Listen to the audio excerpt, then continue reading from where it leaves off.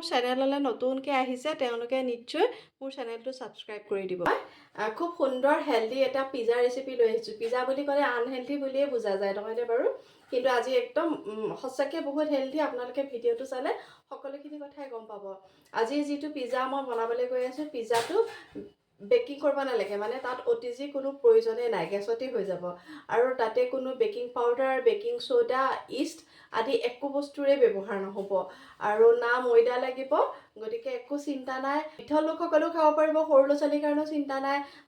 মাকহঁতৰ মানে চিন্তাটো দূৰ হৈ যাব। আৰু আজি এইটো ৰেচিপি যদি আপোনালোকে ভাল পাই চাই, মানে সঁচাকৈ কিন্তু, কাৰণ মোৰো টেনশ্যনটো দূৰ হৈ যায়, ময়ো এগৰাকী যিহেতু মাক। গতিকে আহক এতিয়া ভিডিঅ'টোৰ মাজলৈ যাওঁ আৰু মই কেনেকৈ এতিয়া মানে ময়দা নোহোৱাকৈ, বেকিং পাউডাৰ, ইষ্ট আদি নোহোৱাকৈ কেনেকৈ মই পিজ্জাটো প্ৰস্তুত কৰিলোঁ।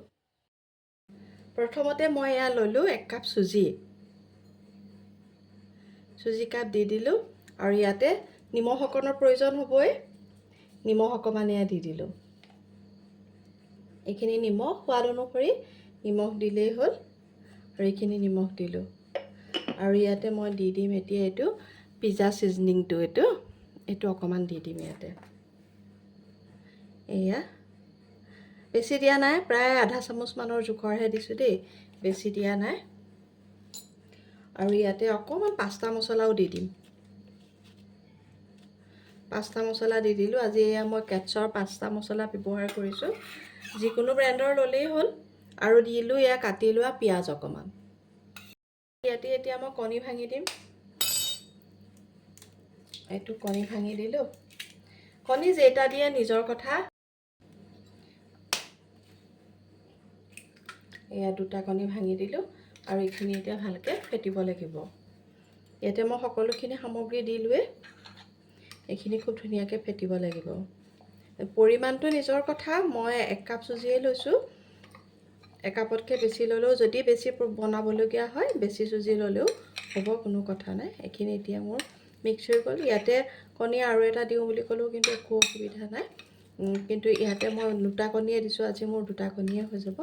আৰু ইয়াতে মই দিম অকণমান পানী দিম এতিয়া।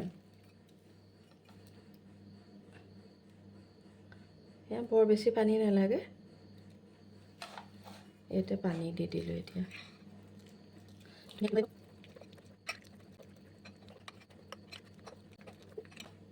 এইখিনি ধুনীয়াকৈ ফেটি হৈ গ'ল, আৰু এইটো জোখেই হৈ যাব। ইয়াতকৈ আৰু পনীয়া কৰিব নালাগে, এইটো জোখতে ৰখাই দিব পাৰি। ইয়াত ইচ্ছা কৰিলে কিন্তু চিলি ফ্লেক্স দিব পাৰি, মই দিয়া নাই আজি, জ্বলাটো নকৰোঁ বুলিয়ে। আৰু এইখিনি এতিয়া মই অকণমান সময়ৰ কাৰণে ঢাকি থৈ দিম।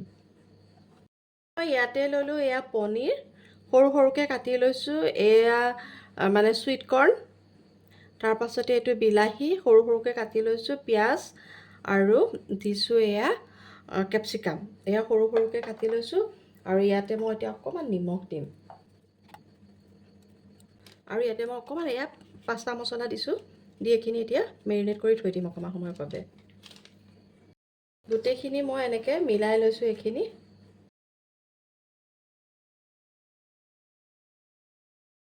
আৰু এতিয়া এইখিনি চুজি বেটাৰটো মোৰ ৰেডি হৈ গ'ল। এইখিনি এতিয়া বনাব লাগিব। তেৱা এখন পাতি থ'লোঁ, তেৱাখন গৰম হ'ল, আৰু এতিয়া মই ইয়াতে অকণমান ৰিফাইন তেল দি দিছোঁ, আৰু দিলোঁ অকণমান বাটাৰ। বাটাৰখিনিৰ লগত তেল দিছোঁ, মানে তেতিয়া বাটাৰখিনি জ্বলি নাযাবলৈ।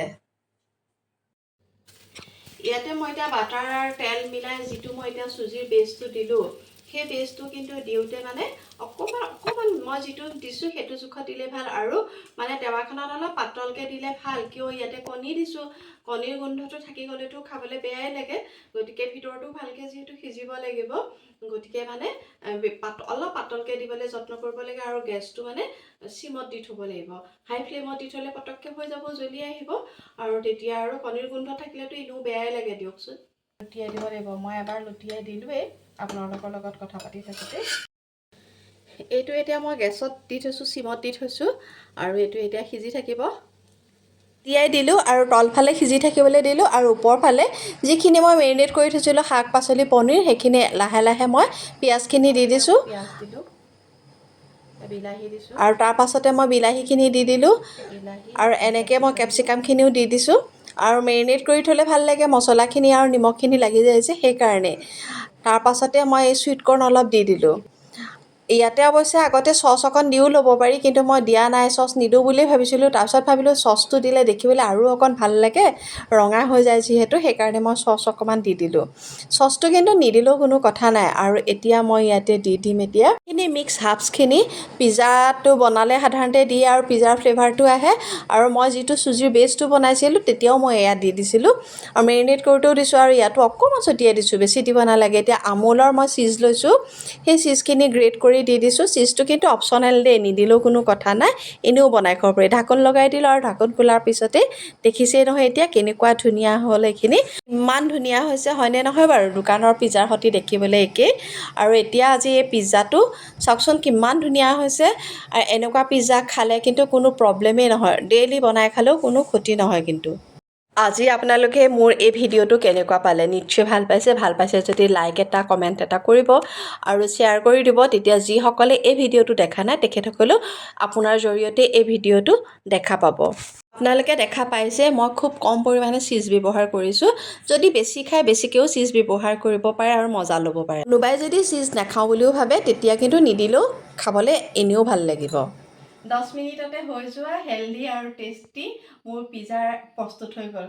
আপোনালোকে পিজ্জা ৰেচিপিটো কেনেকুৱা পালে কমেণ্ট এটা কৰিব, লাইক কৰিব, শ্বেয়াৰ কৰিব, আৰু যিসকলে আজি প্ৰথমবাৰৰ বাবে মোৰ চেনেললৈ আহিছে তেওঁলোকে নিশ্চয় ছাবস্ক্ৰাইব কৰি দিব।